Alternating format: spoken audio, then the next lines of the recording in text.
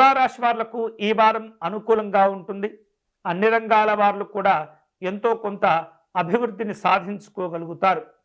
ఎవరైతే మీరు సన్నిహితులుగా భావిస్తూ ఉంటారో వారిని కలుసుకొని ముఖ్యమైనటువంటి విషయాలు చర్చించే ప్రయత్నాలు చేస్తుంటారు. అనుకోనటువంటి కార్యక్రమాలు ముందుకు వస్తుంటాయి. అనుకోనటువంటి ఖర్చులు కూడా పెరుగుతూ ఉంటాయి. మీరు నిర్వహించేటటువంటి పలు రకాల వ్యాపారాలను విస్తరణ చేసుకునేందుకు అన్ని రకాల ప్రయత్నాలు చేస్తుంటారు. అయితే తొందరపడకూడదు. అన్ని రకాల ఏవైతే మంచి మంచి వాతావరణాలు మీకు అనుకూలంగా ఉంటాయో అటువంటి సందర్భంలో మీరు ముందుకు వెళ్ళేటటువంటి ప్రయత్నం చేయండి, కానీ తొందరపడకూడదు.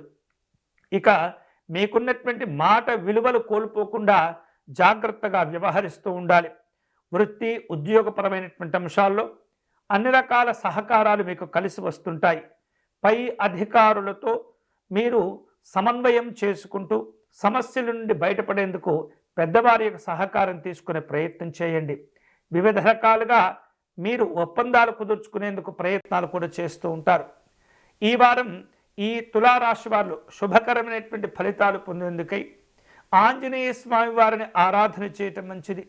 తమలపాకులతో అర్చన నిర్వహించటం, స్వామివారికి విశేషమైనటువంటి వడమాలను సమర్పణ చేయటం అనేది మంచిది.